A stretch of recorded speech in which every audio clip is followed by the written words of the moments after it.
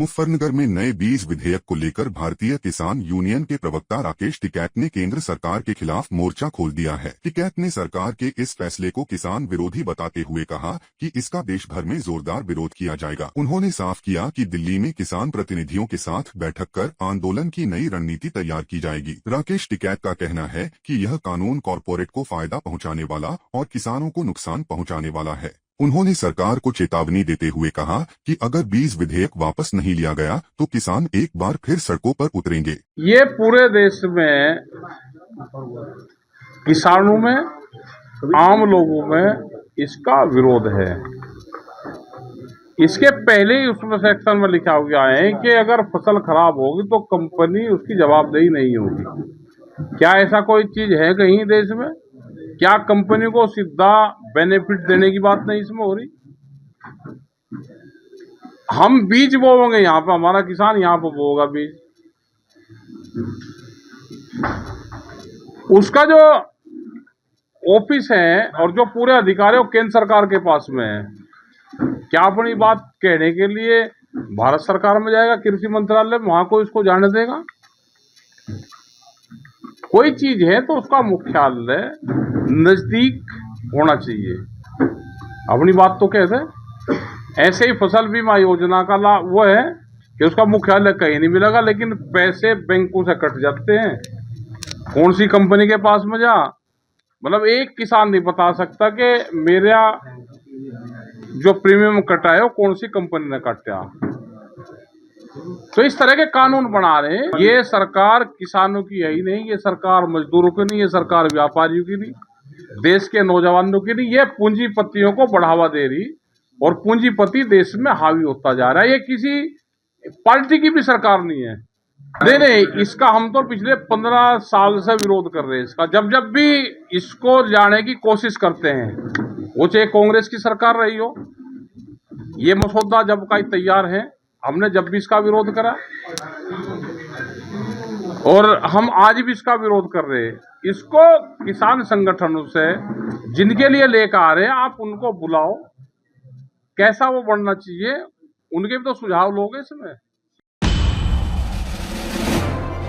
मुजफ्फरनगर के थाना कोतवाली क्षेत्र के गांव मिमलाना से एक हिंदू दलित परिवार की नाबालिग लड़की के लापता हुए 5 दिन बीत जाने के बावजूद अब तक बरामदगी न होने से आक्रोशित परिजन शिवसेना नेताओं के साथ एसपी कार्यालय पर धरने पर बैठ गए। शिवसेना युवा जिला अध्यक्ष शैंकी शर्मा के नेतृत्व में सैकड़ों महिला पुरुषों ने पुलिस प्रशासन के खिलाफ नारेबाजी की और गंभीर आरोप लगाए। शिवसेना नेताओं ने आरोप लगाया कि जिहादी गैंग हिंदू बेटियों को बहला फुसलाकर धर्मांतरण और मानव तस्करी का शिकार बना रहा है, जबकि पुलिस हाथ पर हाथ धरे बैठी है। चेतावनी दी गई कि यदि 24 घंटे में नाबालिग की सकुशल बरामदगी नहीं हुई तो शिवसेना बड़ा आंदोलन करेगी। मामले की गंभीरता को देखते हुए एसएसपी संजय वर्मा स्वयं मौके पर पहुंचे और 2 दिन के भीतर बच्ची की बरामदगी का भरोसा दिलाया। आज हमने ग्राम वासियों को, ग्राम मिमलाना से उनके निवासियों को लड़की के लेकर के धरना प्रदर्शन किया था कप्तान साहब के यहाँ पे। पिछले 5 तारीख से लड़की मुस्लिम समाज के युवाओं द्वारा अपहरण करके गायब की हुई है और हमने बच्ची की सकुशल बरामदगी के लिए यहाँ पे धरना किया था। लेकिन अभी प्रशासन के मुख्य पदाधिकारियों ने हमें आश्वासन दिया है कि जल्द से जल्द बच्ची आपके बीच में बरामद कर दी जाएगी। नगर कोतवाली में जो हमने धरना प्रदर्शन किया था, सीओ साहब के आश्वासन पे हम लोग जो है वहां से धरना हमने समाप्त कर दिया था। कि 3 गिरफ्तारी की थी, 2-3 नाम और लिए हैं। इसमें काला है, डॉक्टर अबरार है, उनकी गिरफ्तारी का आश्वासन दिया है कि हाँ, जो 2-3 और जो परिजन नाम ले रहे हैं लड़की के, उनको गिरफ्तारी कर दी जाएगी और लड़के के घर वालों को सुरक्षा प्रदान की जाएगी प्रशासन की तरफ से। अभी प्रशासन ने कह दिया है कि हमें कुछ इनपुट मिले हैं, 2 दिन के भीतर लड़की सकुशल आपके बीच में बरामद करके ला दी जाएगी। फिर बीच में योजना बना करके जो हिंदू संगठन, अनेकों हिंदू संगठन जो कार्य कर रहे हैं जिले के अंदर, सभी मिलकर के बड़ा निर्णय लेकर के यहाँ पे धरना प्रदर्शन करने के लिए बाध्य होंगे परिजनों को लेकर के।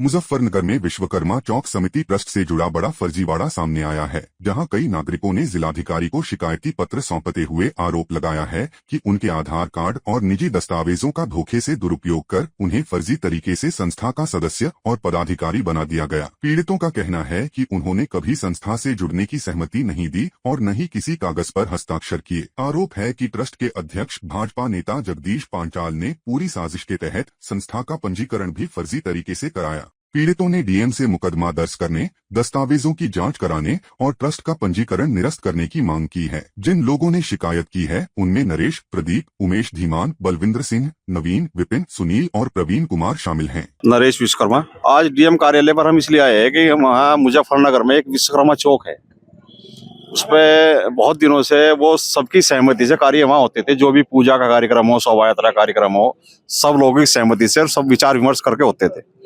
परंतु पिछले 2 साल से लगभग एक जगदीश पांचाल हैं, उसके साथ वेद प्रकाश हैं, मुकेश हैं, 4-5 लोगों ने मिलकर एक ट्रस्ट बना ली और उन्होंने आधार कार्ड और फोटो लोगों से झूठ बोल के लिए कि हम एक समिति का रजिस्ट्रेशन कराना चाहते हैं। उसमें समिति में सबकी सहमति से अध्यक्ष चुना जाएगा और हर 2 साल के बाद या 3 साल के बाद उस अध्यक्ष का दोबारा से चुनाव होगा। परंतु उन्होंने वो ना करा के एक ट्रस्ट बना ली। जब समाज के लोगों को पता लगा तो लोगों ने उसका विरोध किया, मीटिंग की। वो वीडियो भी हम आपको दे देंगे। उसमें उन्होंने लोगों ने कहा भाई इस ट्रस्ट को आप भंग कर दो और दूसरी समिति या कोई ट्रस्ट बना लेंगे, समाज की सहमति से बना लेंगे। परंतु उन्होंने उससे मना कर दिया और जब लोगों ने उसे भंग करने के लिए उनका दबाव बनाया तो उन्होंने लोगों को धमकाना और उनके खिलाफ मुकदमे लिखवाने की धमकी दी। इसी तरह से उन्होंने 1-2 कार्रवाई इस तरह की समाज के लोगों के साथ की भी है। तो आज हम सब लोग यहाँ कप्तान साहब के पास, डीएम साहब के पास उसी बात को लेकर आए हैं, क्योंकि वो लोगों का बराबर शोषण कर रहे हैं और उस ट्रस्ट को भंग नहीं कर रहे हैं। उस ट्रस्ट में उनके परिवार के 10 सदस्य खुद के हैं और उसमें उन्होंने लिखा है कि आजीवन अध्यक्ष वही रहेंगे और उनके मरने के बाद उनके परिवार का सदस्य ही उसका अध्यक्ष रहेगा। उसके लिए उन्होंने रजिस्ट्रार के यहाँ कोई रजिस्ट्रार के यहाँ नहीं गया और सिर्फ अध्यक्ष और महामंत्री दोनों जाकर उन्होंने गुपचुप तरीके से काम करा लिया। उसमें समाधान यही हुआ, जब ज्यादा दबाव बनता था तो कह देता था कि समाज की मैं साथ रहूंगा, परंतु वहां से हटते ही फिर वो मुकर जाता है अपनी बात से। बड़े नेता तो नहीं है, परंतु वो समाज का इस तरह से दुरुपयोग कर रहा है और समाज को गुमराह कर रहा है और पार्टी को भी अपनी गुमराह कर रहा है। बड़ा नेता तो होता है जिसका बड़ा दिल होता है, बड़े काम करता है। हम ये चाहते हैं वो ट्रस्ट कैंसिल हो और जो उन्होंने गलत तरीके से लोगों के झूठ बोलकर आधार कार्ड लेकर की है उनके खिलाफ मुकदमा लिखा जाए। शामली में देर रात डकैती की योजना बना रहे बदमाशों के साथ पुलिस की मुठभेड़ में एक शातिर बदमाश पुलिस की गोली लगने से घायल हो गया, जिसकी अस्पताल में इलाज के दौरान मौत हो गई। पुलिस अधीक्षक एनपी सिंह ने बताया कि थाना भवन क्षेत्र के भैसानी ईंट भट्ठे के पास बदमाशों के होने की सूचना पर बाबरी और थाना भवन पुलिस ने घेराबंदी की, जहां बदमाशों ने पुलिस पर फायरिंग शुरू कर दी। जवाबी कार्रवाई में समयदीन उर्फ सामा पुत्र मेहरदीन को गोली लगी। घायल बदमाश को अस्पताल ले जाया गया, जहां उसने दम तोड़ दिया। मारा गया बदमाश 23 से अधिक मामलों में वांछित था और कर्नाटक व तेलंगाना में भी घटनाओं को अंजाम दे चुका था। मौके से 2 पिस्टल, तमंचा और भारी मात्रा में कारतूस बरामद हुए हैं, जबकि 5 बदमाश मौके से फरार हो गए। एक लगभग 10 दिन पहले से जनपद शामली के इस सहारनपुर बॉर्डर के थानों में हमारे यहाँ डकैतों का मूवमेंट चल रहा था और कई बार 112 नंबर पे कॉल आई थी। उसी के प्रत्यक्ष हमारे SHO, थाना भवन, बाबरी और गढ़ी पोखरा सब लोग भ्रमण पे निकले हुए थे। आज उनको जानकारी हुई कि एक ग्राम भैसानी के भट्टे के पास कुछ गिरोह डकैतों का बैठा हुआ है और आज घटना करने के फिराक में है। तत्काल हमारी पुलिस बल उनको घेराबंदी का प्रयास किया, जिनमें मुख्य रूप थाना भवन के SHO विजेंद्र रावत थे, उनके साथ में SO बाबरी राहुल सिसोदिया थे। इन लोगों ने घेराबंदी करने का प्रयास किया। जानकारी हुई कि भट्टे के अंदर एक डकैतों गिरोह बैठा हुआ है और लोग इस समय आग जला के कुछ तप रहे थे। जैसे पुलिस उनको घेरने का प्रयास की और नैप करने का प्रयास की, डकैतों ने पुलिस से फायरिंग की और जिसमें उनकी फायरिंग से हमारा एक आरक्षी गंभीर रूप से घायल हो। इसको हम लोग रेफर कराए जिला अस्पताल, जहाँ उसकी हालत ठीक चल रही है इस समय। और हमारी पुलिस ने भी नेपथ्य में छुप के उन पर फायरिंग की, जिनमें एक बदमाश गंभीर रूप से घायल हो गया, शेष भागने में सफल हो गए और बाद में और पुलिस के आने पर कॉम्बिंग की गई, बट बदमाश नहीं मिले। तत्काल उस बदमाश को ले जाके CHC थाना भवन ले जाया गया, जहाँ से उसको रेफर जिला अस्पताल किया गया है।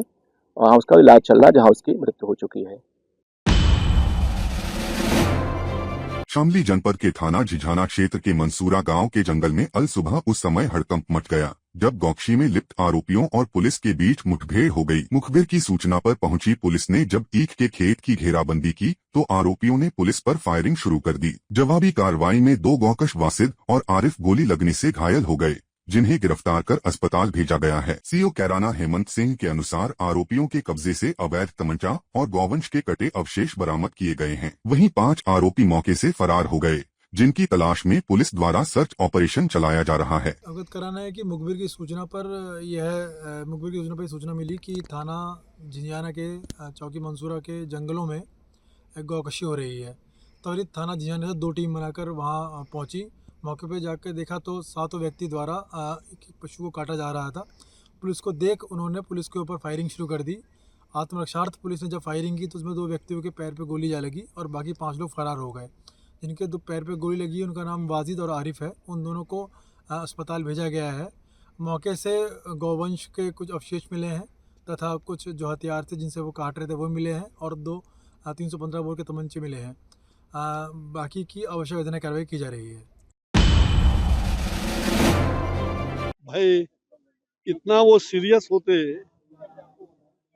वंदे मातरम का इतना बड़ा प्रस्तुतिकरण, और मुझे लग रहा है कि उससे हाउस से गायब हो विपक्ष के नेता, ये अत्यंत ही दुखद है, शर्मनाक भी है और दर्दनाक भी है।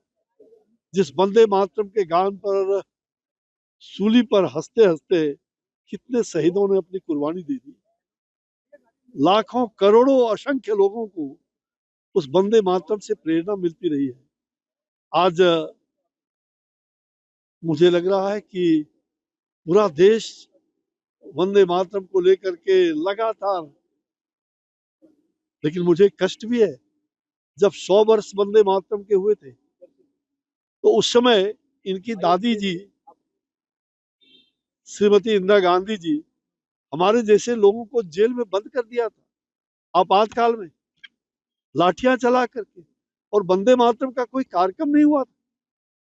हम सब लोग जेल के अंदर में लगता था कि जैसे कोई परकीय शासन में हम लोग हैं। ये स्वकीय शासन की हाल थी। तो जब उनके खानदान ने ही उनको वैसा संस्कार दिया है तो फिर भगवान ही मालिक है।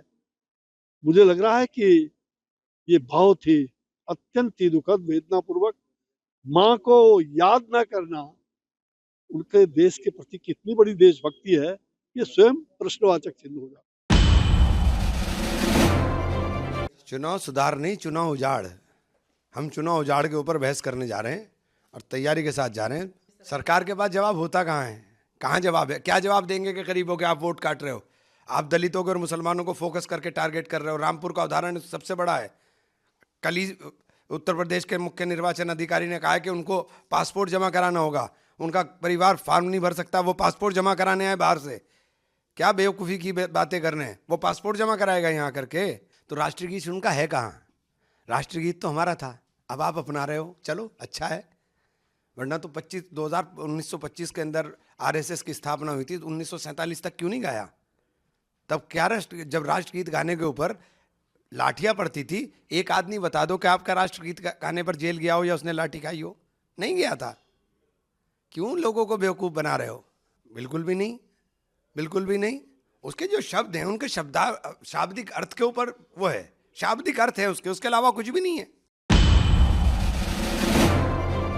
मैं धन्यवादी हूँ माननीय प्रधानमंत्री नरेंद्र मोदी जी का, लोकसभा स्पीकर ओम बिरला जी का, जिन्होंने सदन में वंदे मातरम के 150 वर्ष पर एक बहुत सार्थक चर्चा करवाई है। लगभग 68 लोकसभा के सांसदों ने इसमें भाग लिया और इतिहास की जानकारी भी दी, और कैसे वंदे मातरम ने एक बहुत बड़ी भूमिका स्वतंत्रता संग्राम में की थी। और ये शुरुआत तब हुई जब अविभाजित बंगाल की विभाजित करने की नींव कहीं ना कहीं उस समय रखी गई। लेकिन उसके साथ साथ ही कांग्रेस ने भी केवल वंदे मातरम को छांटा और काटा नहीं, वहीं से ही तुष्टीकरण की राजनीति शुरू कर दी थी। वहीं से नींव डाल दी थी कि भविष्य की राजनीति भी धर्म के आधार पर तुष्टीकरण की राजनीति करके कैसे होगी।